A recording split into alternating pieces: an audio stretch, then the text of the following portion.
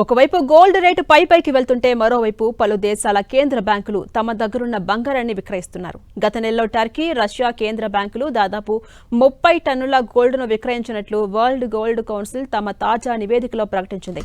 10 నెలల్లో తొలిసారిగా కేంద్ర బ్యాంకులు నికర విక్రయదారులుగా మారాయంటూ వెల్లడించింది. అయితే ఇతర కేంద్ర బ్యాంకులు మాత్రం దాదాపు ఇదే మొత్తంలో గోల్డ్ను కొనుగోలు చేసి లావాదేవీలను సమతుల్యం చేశాయి.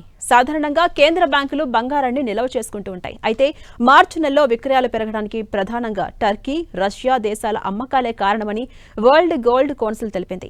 తమ దేశ ఆర్థిక వ్యవస్థలో నగదు లభ్యత పెంచేందుకు, స్థానిక కరెన్సీని బలోపేతం చేసేందుకు టర్కీ కేంద్ర బ్యాంక్ ఈ నిర్ణయం తీసుకుంది.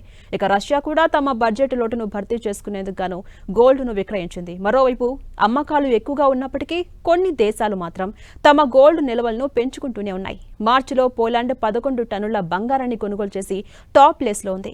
ఇక ఉజ్బెకిస్తాన్ 9 టన్నులు, చైనా 5 టన్నుల గోల్డ్ను కొనుగోలు చేసింది. వరుసగా 17వ నెలల్లోనూ చైనా కేంద్ర బ్యాంక్ గోల్డ్ నిల్వలను పెంచుకుంది. అలాగే చెక్ Republic, Malaysia, Guatemala, Kyrgyz Republic, Cambodia, Indonesia, Serbia దేశాల కేంద్ర బ్యాంకులు కూడా నికర కొనుగోలుదారులుగా ఉన్నాయి.